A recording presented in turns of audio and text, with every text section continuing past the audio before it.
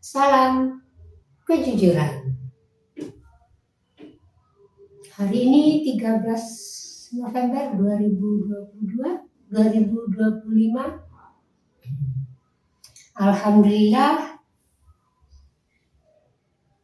sehat walafiat. Allah masih memberi kesempatan untuk melaksanakan aktivitas amal ibadah hari ini. Hari ini belanja setiap hari, belanja harian.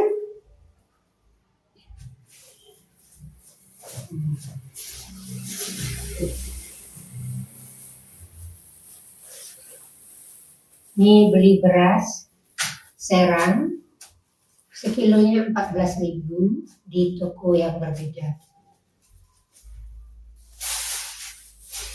Kemudian beli telur setengah kilo 14.000.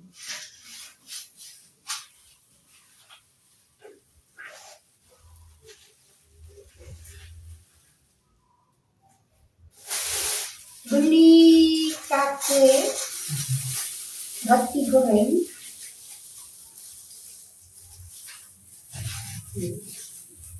ini cakwe yang sangat disukai.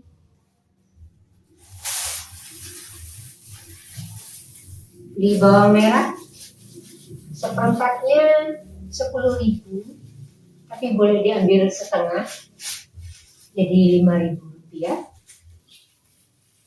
Alhamdulillah.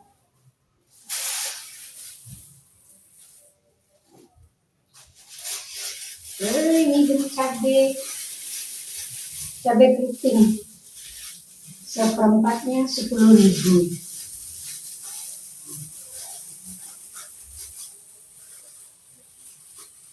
Kesannya turun sih, sebelumnya 14.000 seperempat. Karena seperempat 14.000 belinya 1 on.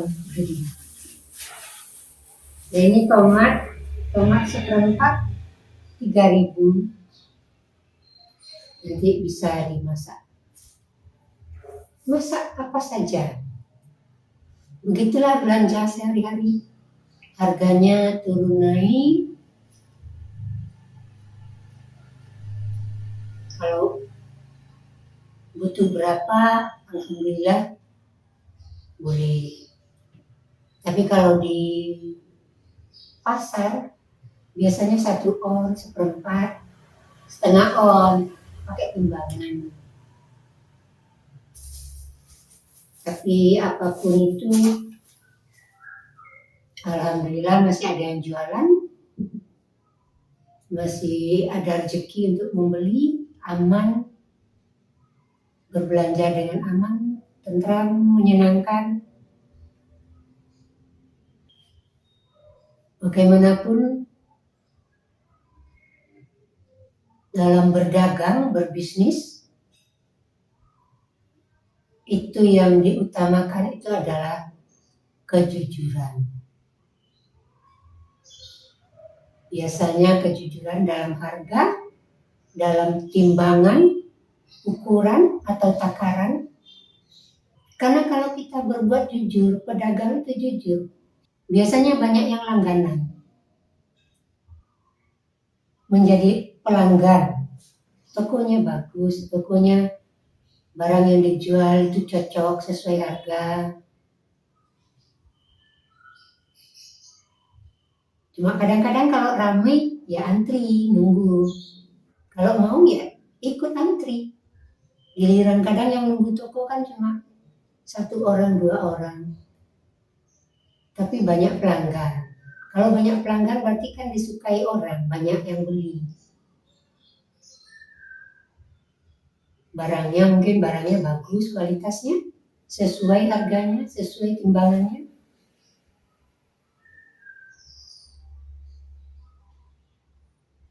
Nah, mestinya tidak hanya di dalam berdagang saja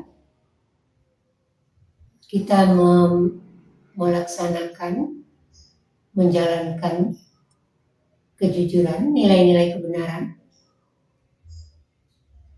Dalam pekerjaan yang lain juga demikian.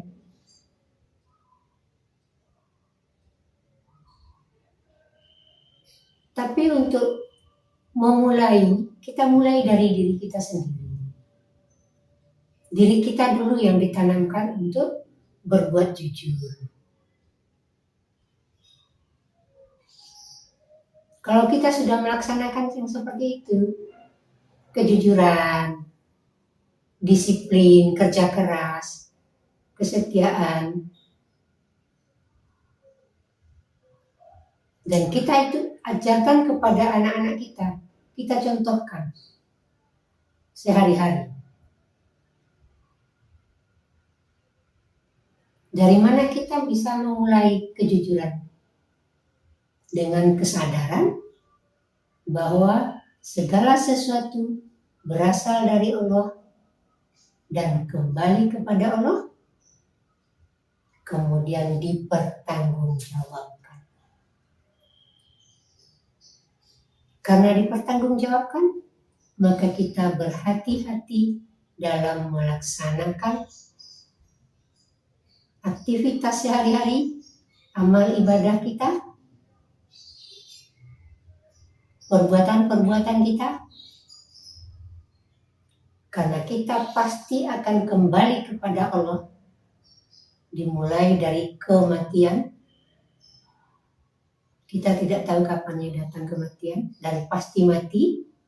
Kemudian masa menunggu sampai hari kiamat, hari berbangkit, hari penghabisan, saat, apapun namanya, istilahnya, yang akan membawa kita nanti pada kehidupan keabadian. Hidup di bumi hanya sementara. Setahun, 2 tahun, puluhan tahun,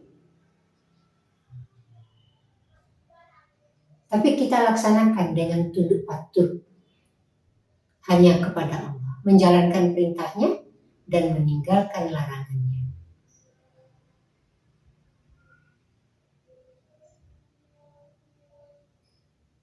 Dan pasti kita akan mengalami kematian. Siapapun, mulai dari nabi sampai kepada kita yang bukan nabi, pasti mati. Apa yang telah dilakukan, amal ibadah yang telah diperbuat,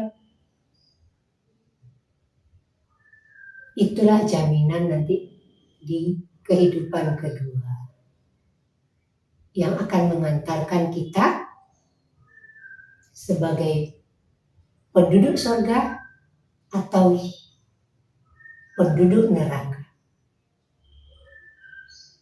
Surga, fasilitas, kenikmatan menyenangkan tanpa batas, fasilitas kesenangan tanpa batas. Neraka, tempat penyesalan yang menyakitkan tanpa batas, kekal abadi. Ya, karena ada 2 tempat yang abadi, maka kita selama masih hidup di bumi,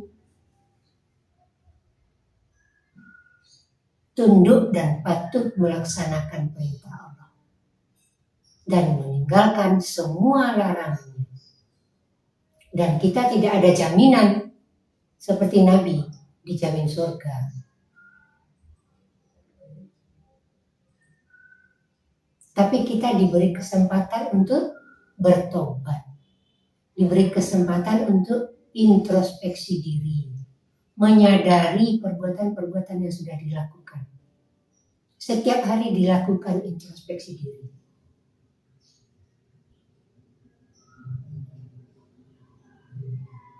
Sehingga kita tahu perbuatan-perbuatan kita itu yang sudah terjadi, kita baca ulang. Kalau salah, memohon ampun kepada Allah dan diberi kekuatan untuk meninggalkan yang salah atau yang tidak benar itu selama-lamanya.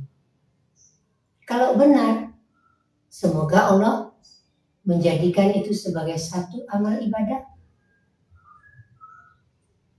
yang diridhoi Allah, dan semoga dengan amal ibadah itu menjadi jaminan bagi kita untuk kehidupan yang kedua nanti. Tapi kita mulai dari kejujuran dari diri kita sendiri, dan itu kita terapkan kepada anak-anak kita.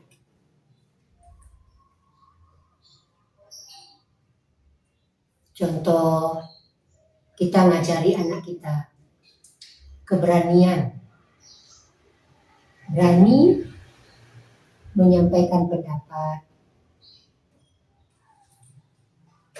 berani maju ke depan kelas kalau dipanggil guru, Pak Guru. Ayo, enggak apa-apa.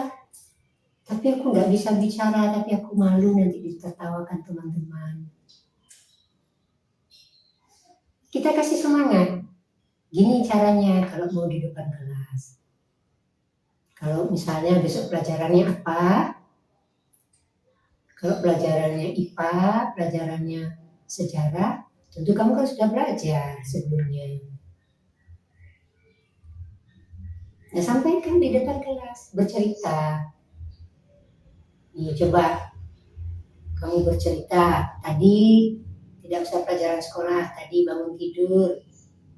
Sekarang kamu bercerita dulu di depan ibu, gimana caranya? Coba ibu mau lihat. Anak TK, SD, walaupun terbata-bata, kita ajari, oh ngomongnya begini caranya. Bercerita. Sejak kecil kita tanamkan dia punya keberanian untuk menampilkan kemampuannya untuk bisa cakap dalam berbicara di depan umum, di depan kelas.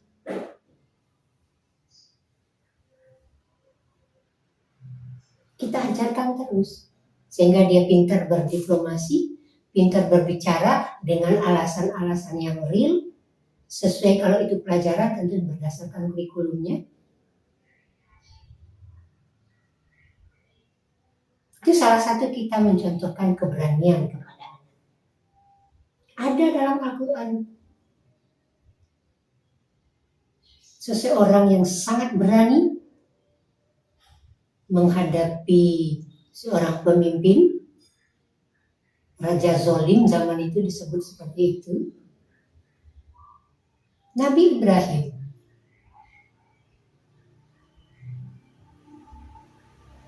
Dia datang sendirian ke istananya Namrud. Diobrak-abrik, ceritanya seperti itu, dihancurkan patung-patung sendiri. Nggak ngajak teman, nggak ngajak saudaranya, nggak ngajak siapa-siapa. Untuk menyampaikan ajaran tauhid kepada Namrud di kerajaannya itu. Datang sendiri, melurut tanpa bolo kalau orang Jawa mengatakan. Nggak mendemo. Datang sendiri, dihadapi sendiri. Nggak ngajak pengikut. Itu keberanian. Walaupun dia kalah, kan dihukum, dibakar. Tapi Allah menyelamatkannya. Sampai akhirnya bisa mendirikan bangunan Ka'bah bersama Ismail. Itu keberanian. Sendiri. Nggak ngajak pengikut. Dan itu terjadi, ada di dalam Al-Quran. Ada lagi Musa bersama dengan Harun. Keduanya sama Nabi. Kembali ke kerajaannya Fir'aun. Menghadapi Fir'aun berdua. Sementara Fir'aun dengan pasukannya dengan orang-orang kepercayaannya di istananya, berdebat ya, menyampaikan pendapatnya masing-masing, mengajak Fir'aun ini untuk menyembah Allah, tapi tetap ditolak. Hanya berdua, Musa dengan Harun. Apalagi yang dia hadapi, yo raja, yo mantan, yo raja, yo bapak angkat. Karena suatu hal dia meninggalkan istana itu, sehingga dia menjadi orang yang melarikan diri, menjauh dari istana, bertemu dengan Nabi Syuaib, diberi pendidikan oleh Nabi Syuaib, informasi-informasi, diajarkan berbagai macam tauhid, ketauhidan. Begitu sudah kuat, dapat perintah kembali kepada Fir'aun, sampaikan. Disampaikan berdua pada masa itu, Musa dan Harun. Tapi namanya takdir Allah, Fir'aun tidak mau menerima, termasuk orang yang zalim dan ditenggelamkan oleh Allah. Itu dua yang memiliki keberanian menghadapi pemimpin pada masa itu. Yang satu Raja Namrud, Ibrahim dengan Raja Namrud. Yang satu lagi Musa dengan Harun berhadapan dengan ayah sambungnya, ayah angkatnya Musa. Psikologisnya itu seperti apa? Bisa kita bayangkan, sampai tidak bisa berkata-kata, memohon bantuan kepada Harun agar membantu dia dalam berucap. Karena yang dihadapinya itu ya bapaknya juga, ayahnya, ayah sambung. Istilahnya orang sekarang kan ayah sambung. Tapi bagaimanapun tugas dia sudah dilaksanakan, membawa Bani Israel kembali ke Palestina dengan dikejar-kejar oleh pasukan Fir'aun. Takdir Allah untuk Fir'aun dinyatakan manusia yang tidak tunduk dan patuh, yang membangkang, yang tidak mau menyembah Allah, dan ditenggelamkan oleh Allah di laut. Semua orang pasti tahu ceritanya demikian. Tapi di situ keberanian. Sendiri, tidak mengajak teman. Walaupun kalah Ibrahim, tapi dia sudah melakukannya. Kalah, dia dibakar, tetapi Allah menyelamatkannya. Begitu ceritanya panjang, bahkan dia bisa membangun Ka'bah bersama Ismail.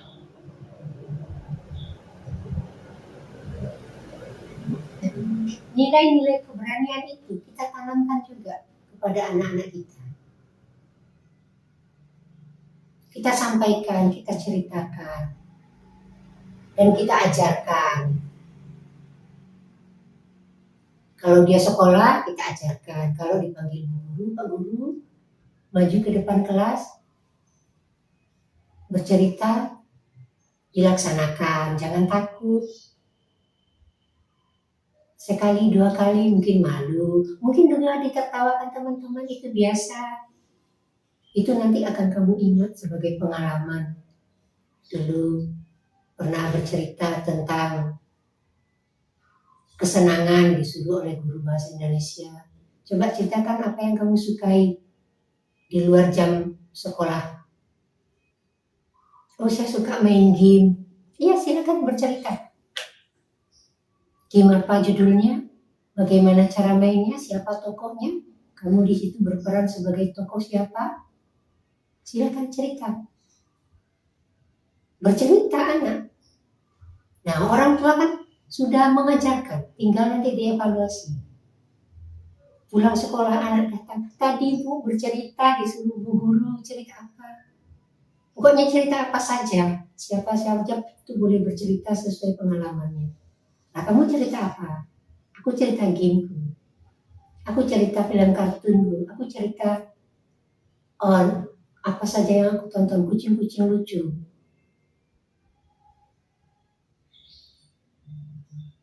Jadi ditanamkan kepada anak itu sejak dini. Nah, bercerita sesuai dengan pengalamannya, sesuai dengan umurnya, mungkin disesuaikan dengan mata pelajaran sekolah dari guru yang bersangkutan. Tapi kita menanamkan keberanian, jangan takut kalau dipanggil Bu Guru ke depan kelas. Jangan takut kalau dipanggil Bu Guru dari ruang kantor. Pengumuman kelas sekian, tolong yang bernama ini datang ke kantor, ke ruang kepala sekolah. Nggak usah takut, jalan.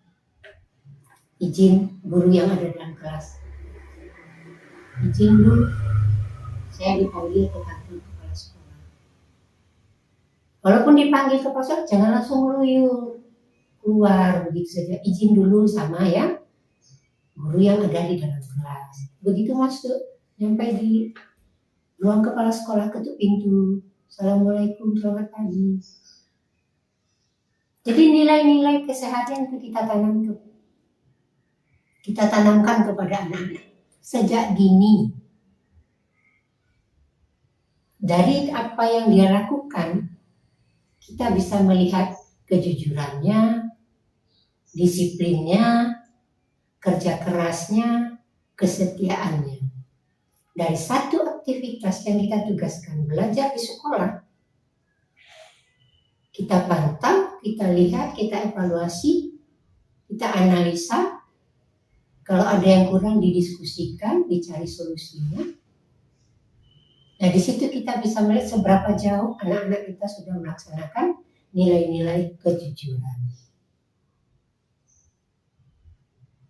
Apa yang sudah kita tanamkan di dalam keluarga, dibawa anak ke sekolah, TK, SD, SMP, SMA, sampai kuliah, bahkan sampai hidup berumah tangga di tengah-tengah masyarakat. Dan itu tidak akan pernah berubah nilai-nilai kebenaran yang universal, kejujuran, disiplin, kerja keras, kesetiaan, itu pasti bisa diterima oleh siapapun, dimanapun, dan kapanpun. Kita akan melihat hasilnya setelah kita memberi tugas kepada anak. Tugas apa? Tugas sekolah. Nggak harus diucapkan, kamu harus jujur ya. Kamu harus setia. Nggak harus. Ayo berangkat ke sekolah. Nanti kita tanya pulangnya, belajar apa tadi? Ada PR? Ada tugas-tugas nggak? Nah, ini gambarnya siapa yang bikin? Diwarnai pakai apa? Jadi kita selalu komunikasi dengan anak, sehingga kita itu dekat dengan anak, anak juga dekat dengan kita.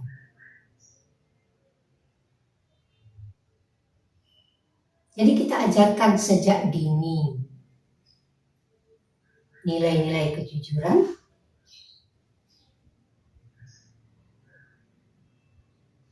disiplin, kerja keras, kesetiaan, keberanian kita ajarkan seperti Ibrahim, Musa, dengan Harun. Kita sampaikan walaupun Ibrahim kalah, tapi diselamatkan oleh Allah.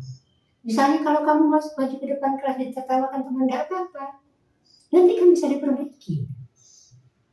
Terserah Bu Guru menilainya berapa. Misalnya Saat itu dikasih sejenis tes lisan untuk bercerita. Aduh, dinilai baik sekali, bagus, atau dinilai A, atau dinilai 100, atau dinilai 5, terus ditertawakan teman, atau dianggap cerita yang nyeleneh, cerita yang nggak benar, cerita yang baru-baru dikarang, nggak apa-apa, namanya juga belajar keberanian. Walaupun ceritanya bolak-balik, walaupun ceritanya belum teratur dari awal sampai pada akhir cerita, nggak apa-apa, nanti diajarkan lagi, dipelajari lagi. Yang penting kamu berani dulu, tidak takut di sekolah menghadapi tugas-tugas yang diberikan Bapak Ibu guru. Mengajarkan mental keberanian. Kita kasih contoh. Dan kita di rumah juga begitu. Ayo, bicaranya yang sopan. Coba kalau bercerita tadi seperti apa? Ibu mau lihat. Malu. Gak apa-apa, kan cuma lihat. Mungkin sekali 2 kali belum mau. Tapi tetap kita pantau.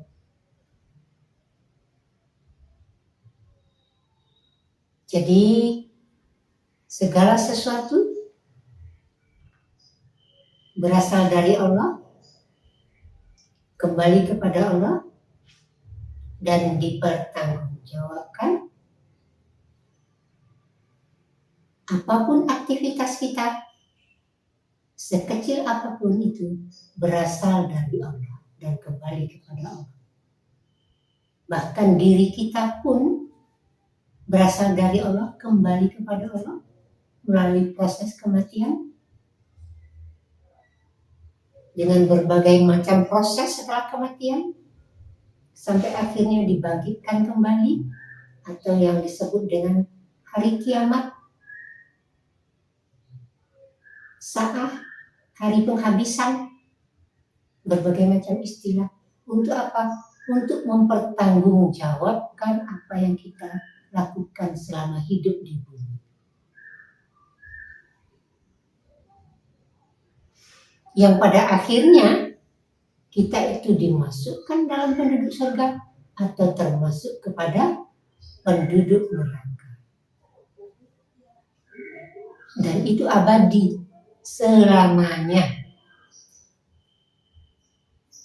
Maka selama hidup di bumi, tunduk dan patuh melaksanakan perintah Allah dan meninggalkan semua larangannya,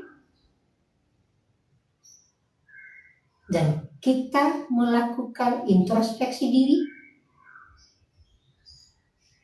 mengingat-ingat kembali perbuatan yang sudah kita lakukan setiap hari sebelum tidur, untuk memunculkan kesadaran bahwa kita akan dipertanggungjawabkan. Perbuatan kita, amal ibadah kita akan dipertanggungjawabkan sekecil apapun.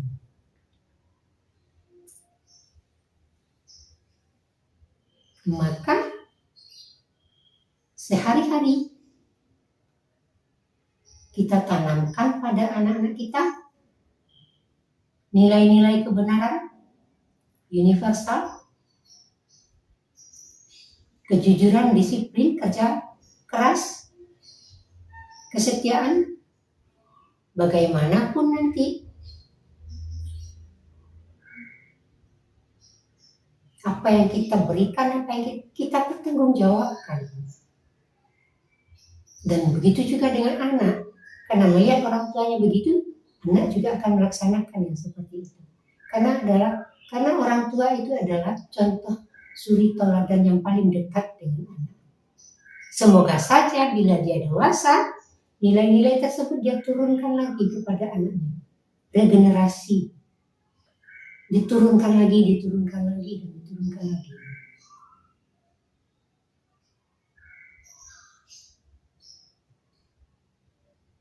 Dan semoga itu menjadi satu kepribadian, tidak akan pernah berubah. Jadi kita mulai dari kejujuran, fondasi dasar dalam kehidupan sehari-hari.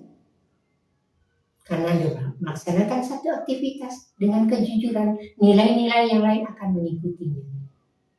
Kita tanamkan kepada anak, tidak perlu kita tanya, kamu sudah jujur atau belum.